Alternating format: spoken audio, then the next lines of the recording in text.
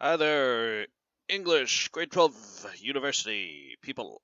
It is May 8th, and we are here talking about, what we're going to be doing next here.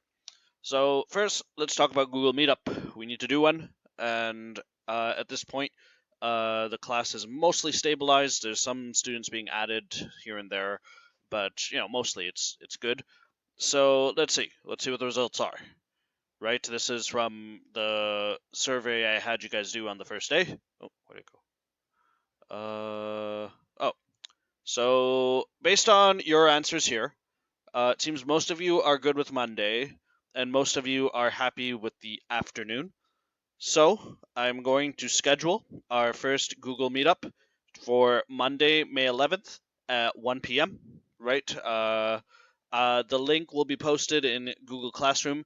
Google Meetup, if you haven't used it before, is very easy, right? You just click on the link, bing, bang, boom, you're in. You can do it with a cell phone. You don't have to use a camera if you don't want to, but it would be nice if you used a camera. So this one is just going to be introductory kind of stuff. I kind of want to know who you guys are, right? I'm still a bit new to this whole online teaching stuff, right? So it's a bit weird. I'm teaching a camera every day, right? So I'd love to get to know who you guys are, right? Ask about, you know, uh, you to introduce yourself, say, hey, I'm taking this course. This is what I want to do after university, everything like that. So I'll ask everyone who comes to the Google call to just, introduce themselves to me and to everyone else. And while we're at it, we will also be talking about our reflections and how we're going to write them. So far, a couple of you have sent those in, and thank you for that. I'll talk more about that in a moment. That's what we're going to do, and you can expect we're going to be doing one of these a week, right? And if this works, hopefully it will, I want to make this the regular time. So every week on Monday at 1 p.m., we'll do the regular meetup, right? So hopefully most of you can come. If 1 p.m. on Monday is absolutely impossible for you, then please just send me an email or leave a comment below so that I can know that. But hopefully, most of you can make it Monday, May 11th at 1 p.m., and we can discuss some of the issues there, right? So, this is going to be a regular thing. I should mention that participation in these meetups will be part of your oral communication mark. I'm going to be marking those as a sort of uh, overall type thing. Like, I'm not going to be giving you a mark after every single meetup. It'll be more, uh, right before midterm, I'll take a look at my notes and be like, okay, this person definitely was making good points in this meetup and definitely made good points in that meetup, right? And sort of looking at the overall picture rather than just like, oh, they didn't talk much in this one, so they get a 2 out of 5 on that one and 4 out of 5 on the other one. No, I'm going to be looking at it as a sort of overall thing, right? So you're going to have basically 2 oral communication marks, one before midterm and one after midterm for the final, right? But the goal is to do these meetups at least once a week. If we have a lot to talk about, right, we'll do 2 a week, but I think at the very least it will be one. So yeah, Monday, May 11th at 1 p.m. If you can't make it, let me know. If there are a bunch of people that can't make it, then maybe we can do an alternative time for those people. All right, so that's what's going on with the Google Meetup. In terms of your reflections, try to get yours back to me as soon as possible so I can give you some feedback. This isn't getting handed in yet, right? You will hand it in to me next week, but right now, what I'm again trying to do is the equivalent of walking around the class, saying, "Hey, put a comment on this part, or put a comma there, or don't put a comma there, or all that sort of thing, right?" Again, you should get used to writing these because it's not just me. Remember, it's in your future, right? That this stuff is going to be more and more prevalent, right? So please send me your reflections. Thanks to those of you who have already, right? And hopefully it's not going to be too difficult, right? This mask issue is something, that we can definitely talk about on Monday, by the way, right? I have a strong opinion on it myself, but it's, going to be something that you can definitely debate, which is why it's a good thing to write about, right? Take a strong position in it, right? And do your best to follow my basic structure, right? Use paragraph structure, but you can write more than one, right? And again, it should be roughly a page when all is said and done. All right, so those reflections, again, show them to me so that I can give you some feedback. One quick thing. When you guys send me something, please send them in either docx or as a Google document, right? So either Microsoft Word or Google document or something like that. Don't send me PDFs, right? I know some teachers like PDFs and some of your professors will even like PDFs. But what I like to do is I like to use track changes in Microsoft Word, or I like to use the suggested changes in Google Documents so that I can edit your document and show, hey, the comma goes there and everything like that. And the PDF, I mean, there are ways to do it, but I don't really like them, so send them as a doc or as a Google document, please. No PDFs for me, all right? So that's another thing there. Now, I want to talk a little bit about some verb or some grammar stuff before I leave you to work on those reflections. So first of all, subject-verb agreement is something we need to discuss, right? So you guys are in grade 12 university here, so I know you guys know about this already, right? Those of you who are in my grade 11 university course, like I talked to you all about this already, but it is something to be aware of. A singular subject should get a singular verb. A plural subject should get a plural verb, right? So I wrote two example sentences here, right? The masks is going to be hard to force people to wear, or the masks are going to be hard to force people to wear.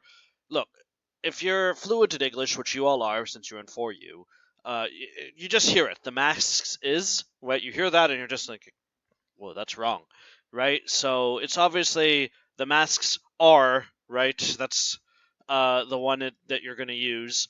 Are going to be hard to force people to wear, right? Because there's more than one mask, so it's going to have are, right? Same thing with, the mask is a very beneficial thing for everyone, right? The mask is, right? Singular subject gets a singular verb.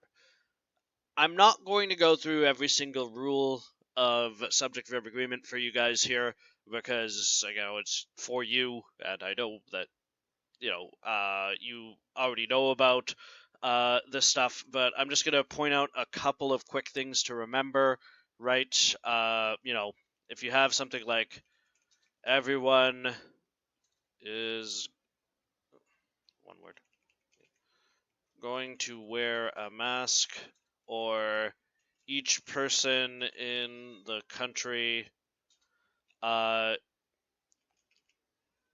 wears a mask, right? Something like that. If you're using those kinds of sentences where you're using everyone or each person, right, those are going to be singular, right? Whereas if I have a plural, some people are wearing masks. Cat, stop meowing. Shh. And some or most people are or wear masks. There we go. Right? If I have a plural subject like here, some people or most people, then it's going to be a plural verb, right? So remember things like that, right? And try to pay attention to subject-verb agreement, right? Because it is an important thing to remember. Lastly, I want to talk about style, right? Because, university is a place where you are going to have to think about the style of your writing a bit more, right? It's no longer going to be enough for you guys to just have the basics. If you really want to stand out, at least in terms of essay writing and everything like that, during university, you got to start developing something of your own sort of personal style. And some of you, as I've seen in your writing, already have that, right? While others, it's still sort of something that you're building, right? So let's take a look at these two sentences that I've written here, right? I've got, first of all, making people wear a mask is a good idea. For example, if more people wear masks, then less people will get sick. Okay, right? So a really simple set of sentences that I've put together here to try to, convey this idea. So let's think about how we can make these a bit more. Hang on, I got a meowing cat. Okay, so what we really want to do is try to make these sentences a bit more fancy, a bit less basic, right? And there are a couple of things you can be doing to make that happen. The first thing is to just think about how you want to deliver the message. Do you always have to use first of all, for example? Don't get me wrong, you can, right? It's useful from a perspective of just being very clear, right? But can we change things up a little bit, right? So, for instance, can we say, to begin, wearing a mask shall save lives, right? We start with that kind of sentence, right? It still gets across the same idea of, well, if you make people wear a mask, it's going to be a good idea, right? It's still getting across that same bit of information. But you'll notice if I say wearing a mask shall save lives rather than making people wear a mask is a good idea, right? It gives you a little bit more, I guess you could say, drama, right? It makes it a bit more effective, a bit more, strong, right? So saying wearing a mask shall save lives is a great way of sort of putting that idea forward. And it isn't using like complicated vocabulary, right? Some people think, oh, style means you gotta use big words and get out your thesaurus and all of that. You can, but that's not what the whole point is, right? It's a matter of phrasing things so it's a little stronger, a little bit more interesting, rather than just going always with just the basics, right? So I could also say, for instance, here, if there is more adoption of mask wearing, then there shall be less pressure on the hospitals. Right? So again, same message that I'm giving you there, right? But now I'm varying my vocabulary, right? I'm using the word adoption instead of just wear, right?